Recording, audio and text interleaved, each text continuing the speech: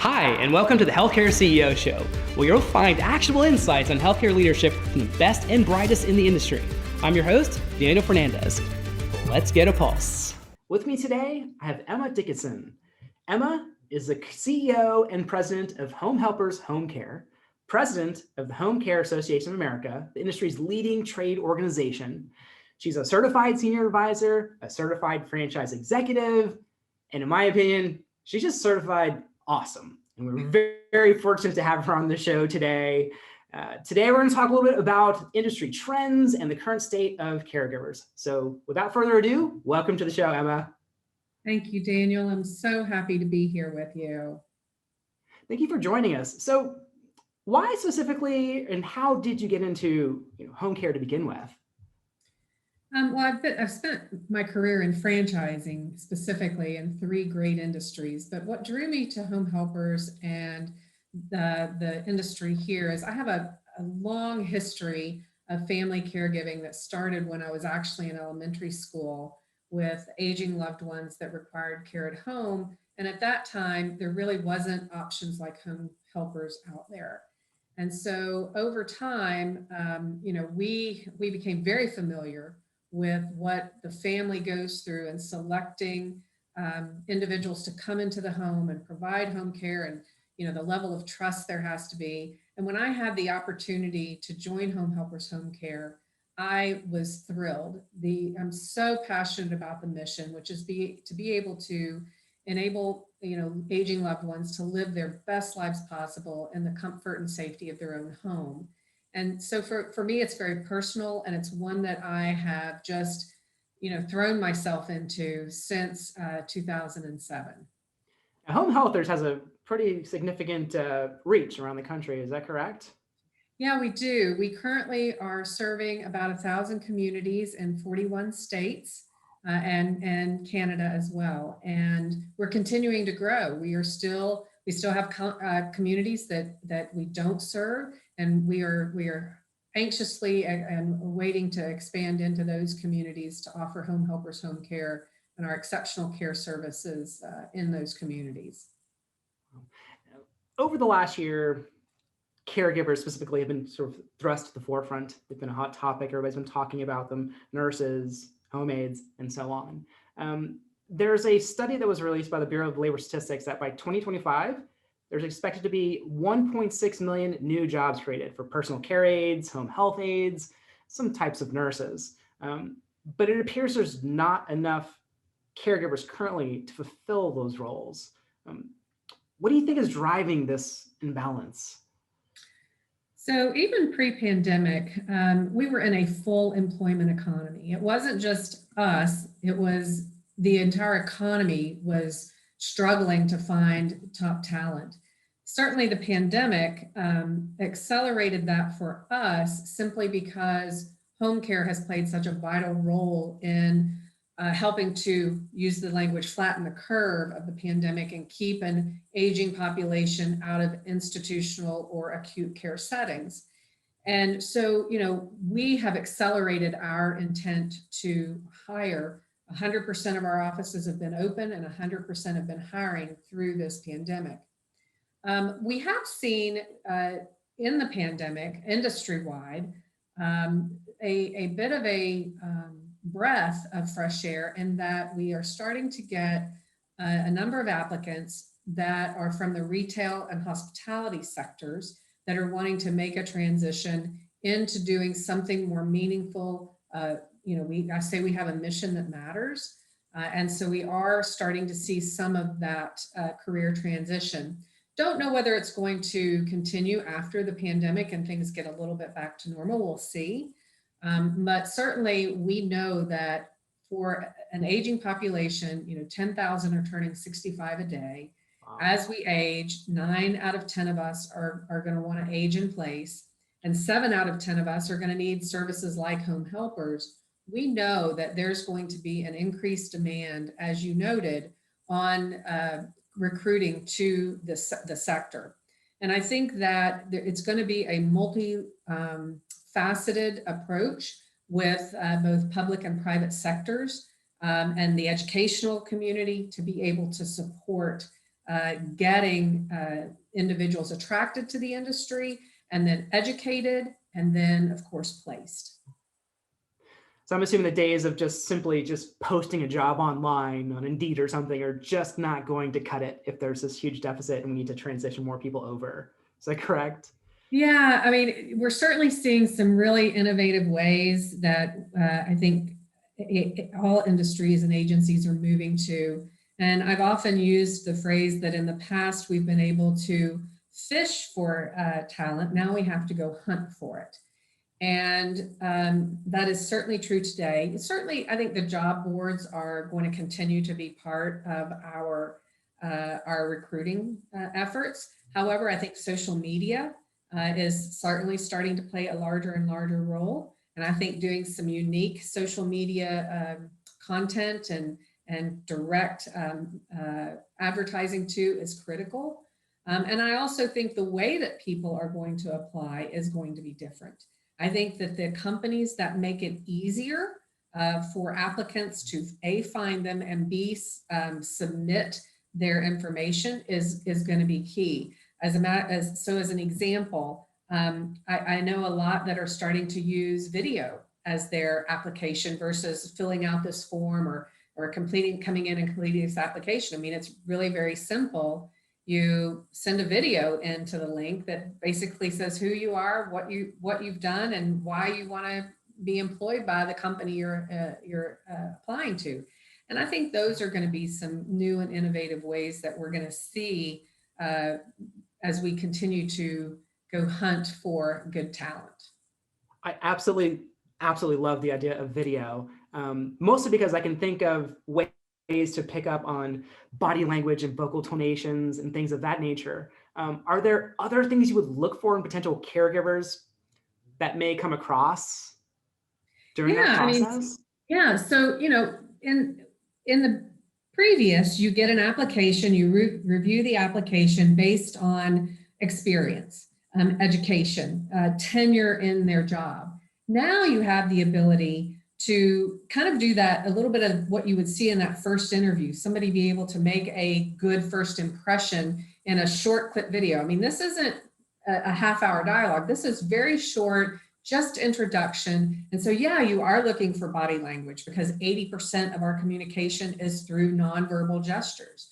You're looking for presence. I mean, what is their confidence level? How are they dressed? Those types of things you're also looking for. And how articulate are they? Can they describe themselves and what they want to do and why they want to work for you? And does that passion come through? Is certainly some of the key things you're going to be looking for in a video, what we'll call a video application. I absolutely love that. Let's shift over to the quantitative sort of things.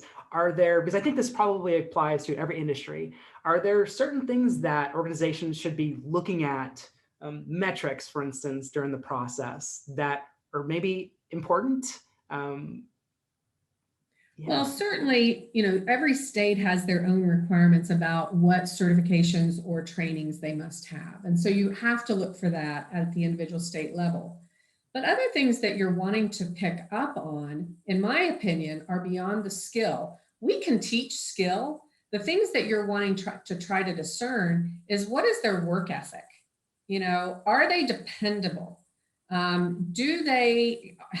What's their communication skill like, whether verbal or nonverbal? Those are key things that you're wanting to look for to make sure that they're a good fit for your organization. I don't know of any organization who's not looking for dependability and solid work ethic and some level of loyalty to a previous company, that they stick for a little bit. Because, when you're hiring as an employer, as an organization, you invest in professional development at a pretty good rate if you want to retain top talent. And so you want to make sure that somebody is going to, take what they've learned and then display that in your organization. And I know that today no one stays with the same organization as they did back when our grandparents were in the workforce. However, you do want to be able to help people and enhance their skills and use them within your organization for at least some period of time. And so those are the things that I think when you're evaluating talent, you certainly want to get a notion of early on. And you just briefly touched on, another very important topic. Now that we've got them, we need to retain them, right? So how important is culture in that type of situation where caregivers are, very highly sought after? It's very important. And there's another layer of this that is a little bit more challenging in our environment, in that, when you're in a hospital setting or an assisted living facility setting, you're seeing your colleagues every single day. It's easy to do trainings or department meetings. For us, we're sending staff into the home. They aren't coming to the office to work. And so how do you deliver and continue to drive culture in what I would say is more of a remote work environment? And so those are critical features of any organization. And you have to, and the other factor you have to think about there is that cost of turnover. What we find is the cost of turnover is much greater than investing a little bit more upfront in whether that's pay or benefits or other features of flexible scheduling, other features that are important to your talent. What study after study shows is it's generally not pay that will cause someone to leave an organization. It's their culture and the way they are treated. And so if you can build a culture that is strong in communication and transparency and recognition and rewards and understanding the mission of the organization and their role in that, and consistent professional development and ongoing feedback, both informally and formally, those are the things that you want to pay attention to, so that anyone in your organization understands their role, understands how important they are to the organization, and then can do and perform in their role to drive success for the organization. Yeah, there have been quite a few studies lately about caregivers burnt out, especially in hospital type settings.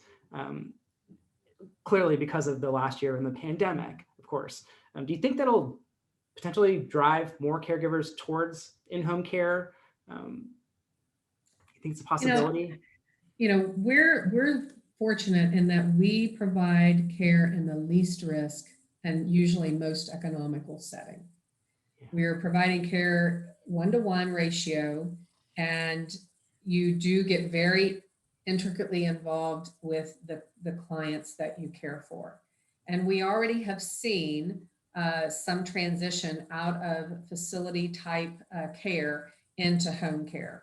I think that will continue. However, I just want to reiterate that whether it's in a care setting of a facility or in home care, we all need, there's more needed. And I encourage anyone to think about the profession as a career. And we're also wanting to make sure that we're taking care of our mental, physical, spiritual, and emotional health too, because any career right now is stressful. I think the healthcare is more, especially so because of the COVID environment. And I think it's incredibly important as employers, if you want to be an employer of choice, to not just pay attention to the physical health, but also the mental and emotional health as well, and be able to provide resources to those individuals, no matter what care setting they're providing care in. You're obviously president of the Home Care Association of America as well, so you're working on things at the national level always. Is enough being done by our government to support seniors as we're aging, to deliver that in-home care that we're all going to need eventually? So the Home Care Association of America is the largest trade association for the private duty home care we do. And as you mentioned, I am president of the board of directors. Mm-hmm. I think that, in previous years, we have been working really hard with our elected officials to continue to make sure that there's broad access to home care.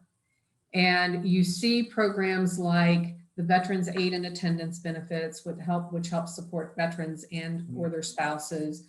Medicare Advantage, which is continuing to expand the services and the plans that are offering qualified home care services. My last trip officially was early March of last year. As a matter of fact, I got a reminder that it was a year ago today. I was on Capitol Hill and advocating for two particular pieces of legislation to help support home care in the future. One was called the Credit for Caring Act, and it has been picked back up with sponsorship recently in Washington, D.C., which would provide a similar type of tax credit for families that are supporting home care, paying for qualified services in the home.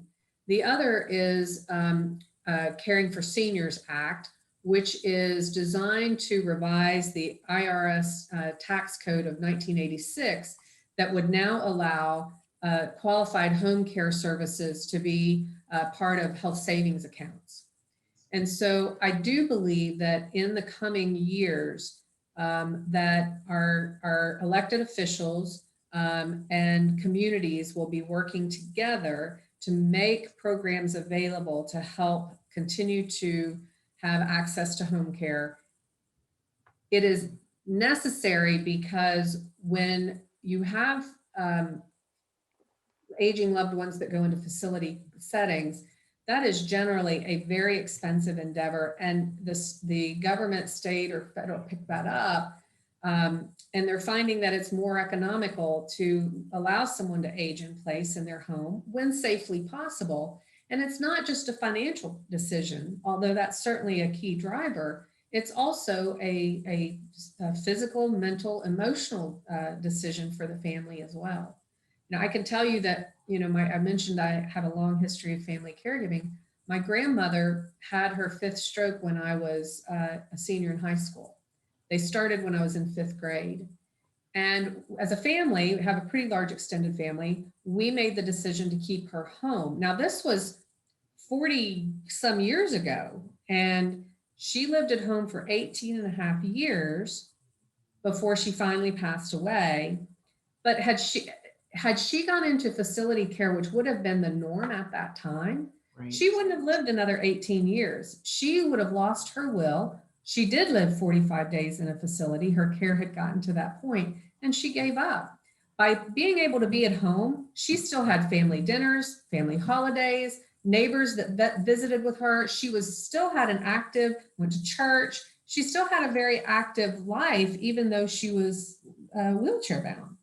And so I think about those things and know that our community, communities across the country, and elected officials are working hard to find solutions. Will they come as fast as we need them?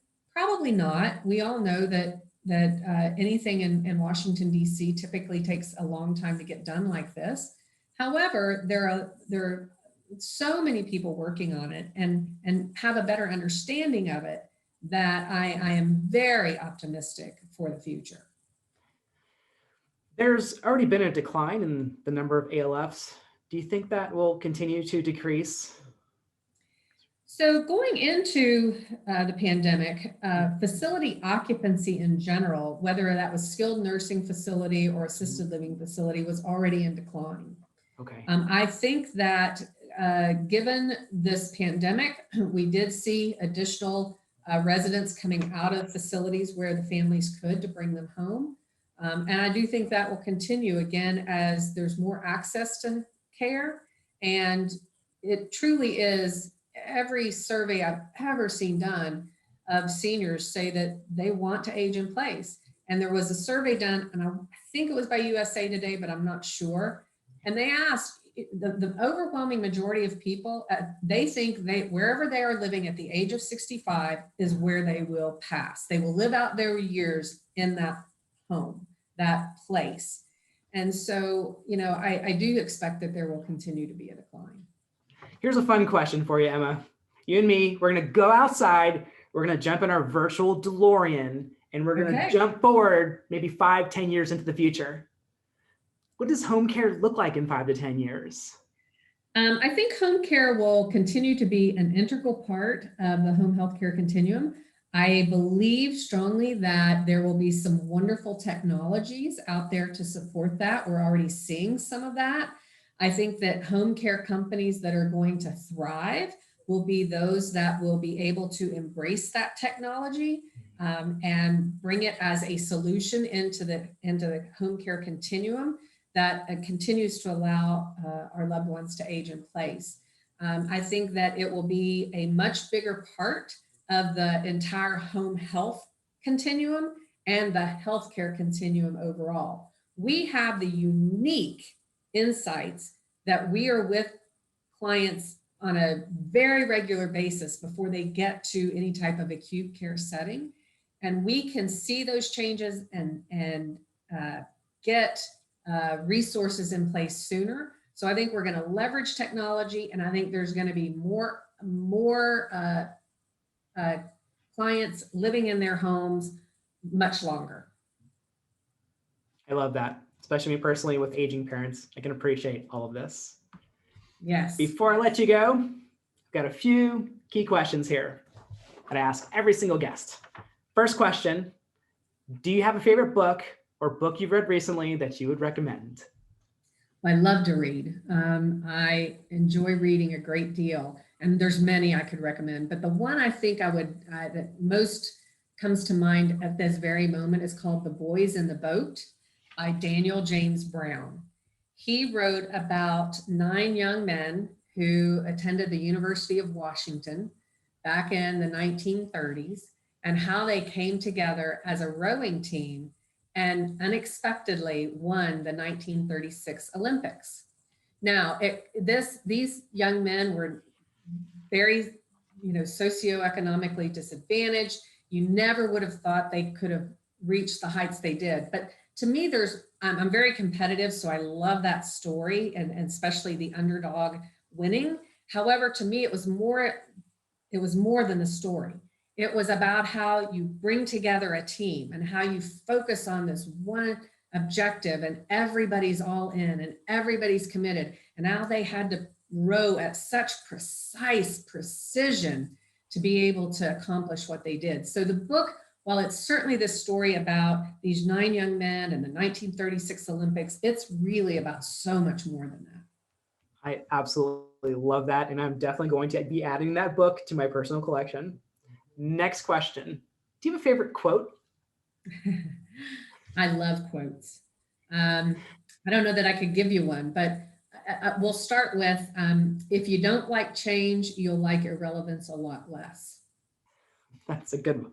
It's from a book it's called Change is Good, You Go First. And it's really a marketing book, but that quote has stuck with me since I read it years ago. And I think it's indicative of every company has to have a spirit of innovation to be able to remain relevant, and you can't just sit on what you know now. The other one I will tell you is I learned from my father. And he always said, there's doing things right. Sometimes you have to do the right thing.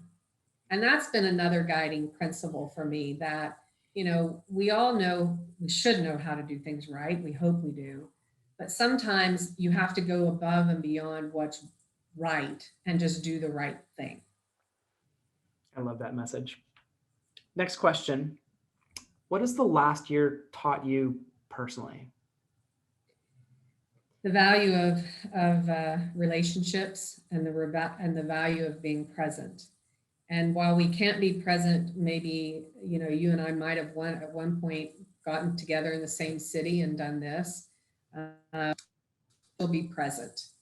And there's a way to do that. And so for me, it is about knowing how important the relationships that I have are, and about being present in those relationships. And the ability to slow down just a little bit. Before the pandemic, I was on the road pretty much every week. And now I have the ability I think I reach more than I ever have. And so I really am enjoying that. Final closing thoughts. This is where I give you, Emma, the stage. What advice would you give to the healthcare executive listening to this? Maybe some advice, some information. The floor is yours. So for anyone who is running a home care healthcare agency out there, I would say, make sure that in this time, for about 3 months, we put our heads down and it was grinding and grinding and grinding. And I say grind, grace, and grit. And, you have to embrace those three. I'd also say, don't be afraid to make changes, to do research and to be innovative and make changes, because what has got you here is not going to take you where you're going to go in the next 5 years. And if you aren't proactive and if you aren't actively involved in the industry, whether that's the Home Care Association of America, if you're in private duty home care, or whatever other association is relevant to your industry, get involved from an advocacy standpoint and from an industry standpoint. Because that is going to be critical for the home health and the healthcare continuum in the coming years. And I would also just say that make sure you've surrounded yourself. I think for me, I think about 4 different people that are important as I make decisions: a cheerleader, a counselor, a challenger, somebody who's going to challenge me, and a chaplain. Those 4 individuals, I think, are key as you think about decisions you're making and if they're right for your organization and all the stakeholders within the organization. Thank you for joining us on the Healthcare CEO Show. If you've enjoyed this episode, don't forget to subscribe on your favorite podcast platform for more insights from the top. Until next time, lead boldly and care deeply. See you on the next episode.